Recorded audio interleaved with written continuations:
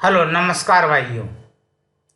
ये जो भी मेरा वीडियो देख रहे हैं, ये जो भी प्रोग्रामर है जो इस कंसेप्ट के आधार पर आप प्रोग्रामिंग करना चाहते हैं, आप ये समझ लीजिए कि मैं एक कस्टमर हूँ और आप एक प्रोग्रामर हैं और आप मेरे लिए ये सॉफ्टवेयर डेवलप कर रहे हैं। ये सॉफ्टवेयर आप ऑफलाइन के हिसाब से भी बना सकते हैं, ऑनलाइन के हिसाब से भी बना सकते हैं, आप जिस तरीके से बनाना चाहते हैं। बस आप मुझे अपना कस्टमर समझ लीजिए और ये समझिए रिक्वायरमेंट। मैं ये चाहता हूँ कि जब मैंने अपना सॉफ्टवेयर ओपन किया, स्क्रीन पर यह डिस्प्ले आ गया और यहाँ पर सबसे पहले मैं न्यू क्रिएट में जाना चाहता हूँ। न्यू क्रिएट में न्यू क्लास क्रिएट करूँ, न्यू सेशन क्रिएट करूँ और न्यू सब्जेक्ट क्रिएट करूँ। ये सॉफ्टवेयर किसी कोचिंग सेंटर से रिलेटेड है। मैं चाहता हूँ कि मेरे पास एक खाली सॉफ्टवेयर है, उसमें कोई क्लास नहीं है, कोई सेशन नहीं है, कोई सब्जेक्ट नहीं है। तो पहले उस सॉफ्टवेयर में मैं यह क्रिएट करूं कि मैं कौन कौन सा सब्जेक्ट टीच करता हूं, किस सेशन के लिए ये मैं काम कर रहा हूं। वो सेशन क्रिएट करना होगा। हमारे इंस्टीट्यूट में या हमारे स्कूल में या हमारे एकेडमी में किस किस क्लास की पढ़ाई होती है, तो मुझे क्लास भी यहाँ से क्रिएट करना होगा। और जब ये सब मैंने क्रिएट कर लिया तो मैं यहाँ पर एडमिशन करूँगा। जब मैं यहाँ पर एडमिशन करूँगा तो मैं यहाँ से क्लास सेलेक्ट करूँ, यहाँ पर वो सारे क्लास सेलेक्ट हो जाए, 11th 12th 13th 10th SSC dropper जो कुछ भी है। मैं एज्यूम कर लेता हूँ कि मैं 12th क्लास को सेलेक्ट किया। फिर यहाँ पर सेलेक्ट सेशन यहाँ पर लिखा हुआ होना चाहिए, क्योंकि नहीं तो सामने वाले को क्या पता लगेगा सेलेक्ट क्या चीज़। तो यहाँ पर लिखा हुआ हो सेलेक्ट सेशन या सिंपली सेशन भी रहेगा तो कस्टमर समझ सके।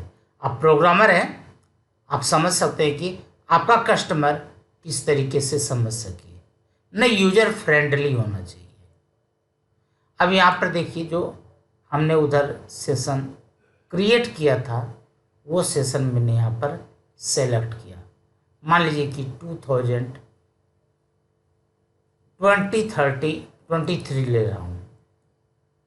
तो आप देखिए कि ये इतना डायनामिक हो, ये ऑटोमेटिक रोल नंबर क्रिएट कर दे। इसका मतलब ये हुआ कि 12th क्लास में सेशन 2022-23 में अभी ये फर्स्ट स्टूडेंट है जिसका एडमिशन होने जा रहा है, इसलिए रोल नंबर 1 आया। यदि मैं यहाँ पर इनके सेशन चेंज कर देता हूँ,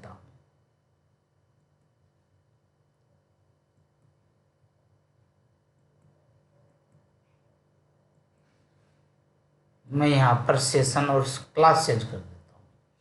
अब यहाँ पर इस लोकेशन पर देखिए, मैं बड़ा कर देता हूँ कि अब यहाँ पर 13th आ गया।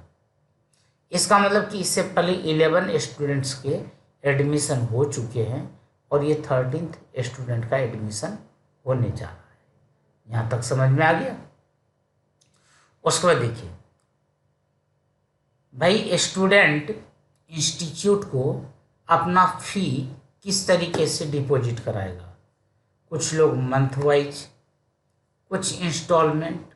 तो ऐसा हम इसमें सिस्टम रखें कि 2 ही सिस्टम रखें, या तो मंथ वाइज या तो कोर्स वाइज। अब यदि कोर्स वाइज पे करना है तो चाहे वो 2 3 4 जितने इंस्टॉलमेंट में पे करे, वो आपसी एडजस्टमेंट की बात होगी। लेकिन यदि कोर्स वाइज बात हो गई, भाई 18,000 रुपये लेने हैं, 25,000 रुपये लेने हैं, तो भाई पूरे पूरे सिलेबस के आपको 25,000 रुपये लगेंगे, चाहे वो 2 महीने में सिलेबस पूरा हो या पूरे 2 साल में सिलेबस पूरा हो। लेकिन मंथ वाइज की बात है तो भैया बच्चे ने यदि 2 महीने पढ़ा है तो 2 महीने का ही फीस देगा, 10 महीने पढ़ा है तो 10 महीने का ही फीस पे करेगा और फीस वहाँ पर डिसाइड हो जाएगा। ठीक है, तो यहाँ पर हम उस तरीके से सेलेक्ट करते हैं भाई मंथ वाइज या कोर्स वाइज। उसके बाद फिर यहाँ पर स्टूडेंट के नाम आ जाएंगे। मान लीजिए कि मैंने यहाँ पर XYZ दे दिया। यहाँ पर ड्रॉप डाउन लगा सकते हैं मेल फीमेल के लिए। यहाँ पर इसके DOB का मतलब date of birth, father mother, occupation यानी कि इसके पेरेंट्स का क्या ऑक्यूपेशन है, phone number, mobile number, medium of instruction. देखिए अब इसकी कोई ज़रूरत नहीं है। क्या होता था कि मैं पहले हिंदी मीडियम और इंग्लिश मीडियम दोनों मीडियम को पढ़ाया करता था, तो मुझे यहाँ पर लिखना पड़ता था भाई बच्चा हिंदी मीडियम का है, ये इंग्लिश मीडियम का। ऑप्शन पढ़ ही रहे, बहुत अच्छी बात है। ठीक है, हालांकि आज के डेट में सभी बच्चे इंग्लिश मीडियम ही होते हैं, लेकिन ये ऑप्शन पढ़ ही रहे, नो प्रॉब्लम। जनरली मैं 3 सब्जेक्ट पढ़ाता हूँ, chemistry, physics, mathematics, science, biology वगैरह वगैरह। तो यहाँ पर सब्जेक्ट सेलेक्ट कर लेना है। और एक चीज़ देखिए, जो मैं सब्जेक्ट यहाँ पर सेलेक्ट करूँगा वही सब्जेक्ट इस साइड में आएगा। जरा देखिए यहाँ पर सब्जेक्ट 1, सब्जेक्ट 2, सब्जेक्ट 3। तो यहाँ पर मैंने केमिस्ट्री को क्लिक किया, तो यहाँ पर देखिए केमिस्ट्री आ गया सब्जेक्ट 1 में, और सब्जेक्ट 2 में मैंने यहाँ पर फिजिक्स को सेलेक्ट किया, यहाँ पर फिजिक्स आ गया, और यहाँ पर बायोलॉजी को सेलेक्ट किया तो यहाँ पर बायोलॉजी आ गया। यानी कि इसको अभी चेंज कर सकते हैं, लेकिन जो भी हम चेंज करेंगे वो फाइनल इस डब्बे के अंदर आएगा, और इस डब्बे के अंदर जो आएगा वही यहाँ पर सेव होगा। ठीक है, यानी कि सबमिट बटन या सेव बटन को प्रेस करने से पहले 50,000 बार हम इसको चेंज कर सकते हैं। अभी डाटाबेस में ये नहीं जा रहा है। अब हो सकता है कि एक सब्जेक्ट को पढ़ाने वाले कई टीचर हो सकते हैं, तो अब टीचर का मैं यहाँ पर नाम दे देता हूँ कि स्टूडेंट किस टीचर से पढ़ना चाहता है। अब जिस टीचर से उनका हमने नाम दे दिया।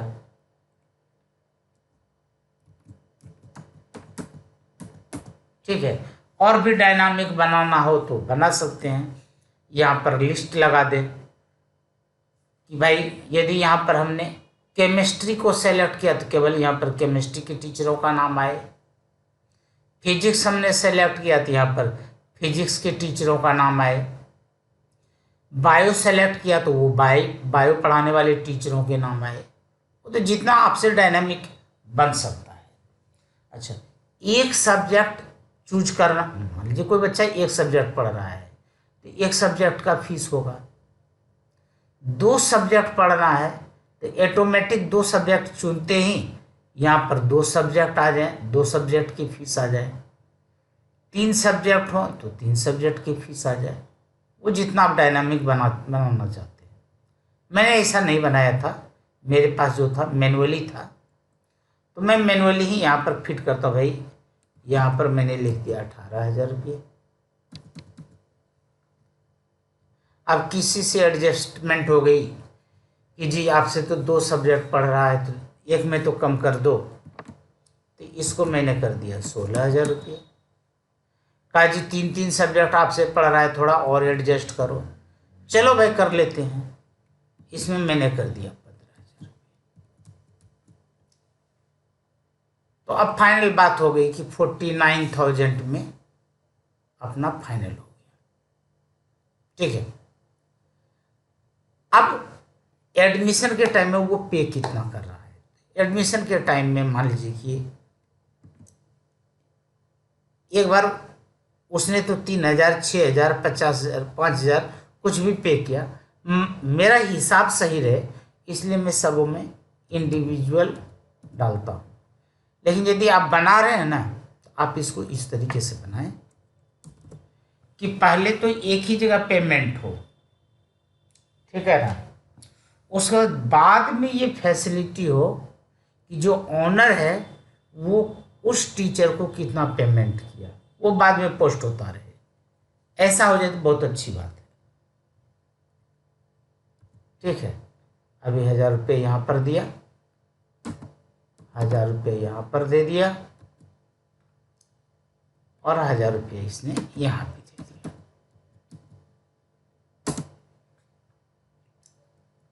तीन 3,000 इसने दे दिया।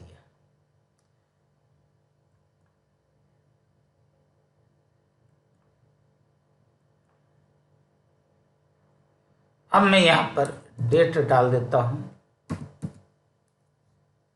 12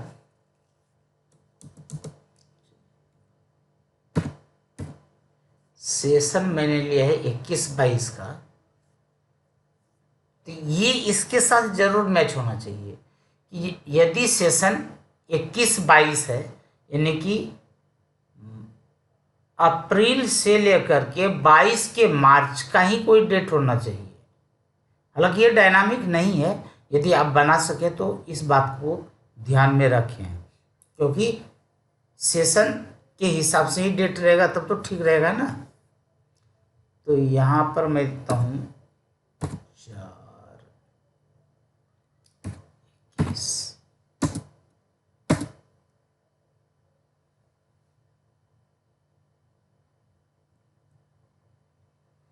अब यहाँ पर देखिए XYZ यहाँ पर आ गया है। ठीक है, ये समझ में आ गया। मैं यहाँ से एग्जिट। अब मैं चला आया यहाँ पर दूसरे स्क्रीन पर जहाँ पर कि हम इसको एडिट भी कर सकते हैं, प्रिंट भी कर सकते हैं, सर्च भी कर सकते हैं। तो चलिए मैं नेम वाइज सर्च कर लेता हूँ। सेशन 21-22 का केस है और यहाँ पर मैंने XYZ, देखिए XYZ में यहाँ पर 2 है। अभी आप देख सकते हैं कि XYZ में जो 2 है टोटल 49,000 में अपनी बात हुई थी।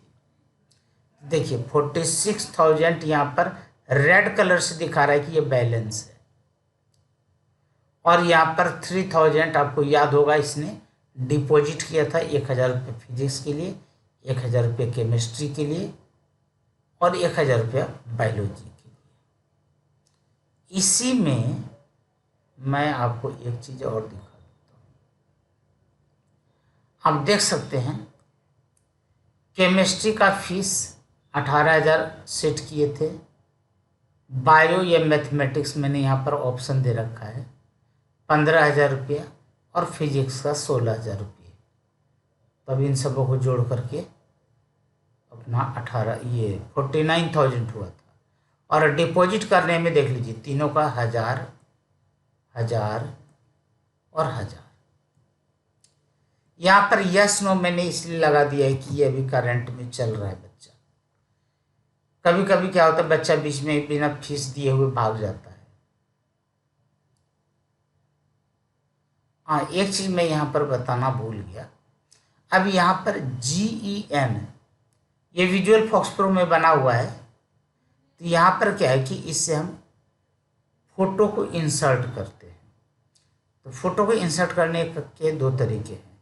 या तो एंटर की प्रेस करेंगे, तो एंटर की प्रेस करेंगे तो हमने एक पाथ दे रखा है, उस पाथ में चला जाएगा और वहाँ पर फोटो को हमने सेलेक्ट किया और ये यहाँ पर सेव हो गया। ठीक है, देख लीजिए यहाँ पर सेव हो गया है। तो ये थोड़ा सा आसान मुझे लगता है कि एक फोल्डर बना दे, वहाँ से हम सेव कर लें। अब यहाँ पर क्या है, यहाँ से हम प्रिंट आउट निकाल सकते हैं। जैसे मान लीजिए मैं डिटेल प्रिंट निकालना चाहता हूँ कि इस बच्चे से हमारी कितने में बात हुई थी, कितना इसने पेमेंट किया, कितना बाकी है, यानी कि 3000 रुपीज़ इसने पे किया है, 46,000 हमारा पेंडिंग है। अब यहाँ से प्रिंट आउट लेना चाहते हैं, प्रिंट आउट ले सकते हैं। ये बच्चा कौन कौन सा सब्जेक्ट मेरे से पढ़ता है, किस डेट को इसने हमें कितना पेमेंट किया है, ठीक है। अब यदि मुझे लिस्ट ही चाहिए तो मैं क्या करूँगा, मैं यहाँ से क्लास सेलेक्ट कर लूँगा। यहाँ पर मैंने 12th लिख दिया और फी का टोटल लिस्ट ही मैंने निकाल लिया।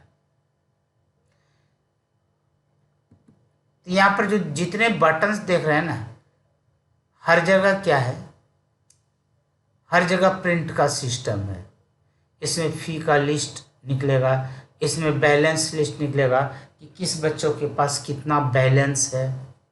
यहाँ पर डिटेल लिस्ट निकलेंगे, यहाँ पर केवल मैथमेटिक्स का, यहाँ पर केवल फिजिक्स का, यहाँ पर केवल अलग अलग सब्जेक्ट का है। अब मान लीजिए कि यहाँ पर क्या है कि अटेंडेंस में लिया करता था, तो ये अटेंडेंस लिस्ट निकाल देगा। जैसे अब डेली अटेंडेंस लेना है तो मैं इसको क्लिक किया, इस तरीके से इसने लिस्ट निकाल दिया और हम ये बच्चे को प्रोवाइड कर देते थे कि बच्चा कितने बजे आया, उसने अपना टाइम भरा, यहाँ पर सिग्नेचर किया और इसको हम स्टेपल करके रख देते थे ताकि अटेंडेंस लग गया, मुझे याद रह सके। Thank you. आप जितने भी भाई बंधु मेरे इस वीडियो को देख रहे हैं, आप ज़रूर कोशिश करें, चाहे आप इसको जावा स्क्रिप्ट में बनाएं या रिएक्ट में बनाएं या PHP में बनाएं या जिसमें भी बनाएं, लेकिन करंट लैंग्वेज में बनाएं, ठीक है। और जब आपसे बन जाए मुझे बड़ी खुशी होगी। आप यदि मुझे देना चाहें तो मुझे दे दें भाई, बहुत अच्छी बात है। नहीं देना चाहे तो कम से कम मुझे दिखा जरूर दें, बता दें कि जी हाँ आपका मैंने ये टास्क कंप्लीट किया है। मैं टीचर हूँ लेकिन प्रोग्रामिंग का शौक़ है। किसी को विजुअल फॉस्फोरस से रिलेटेड आज भी कोई डाउट हो तो वो आप मेरे से हेल्प ले सकते हैं।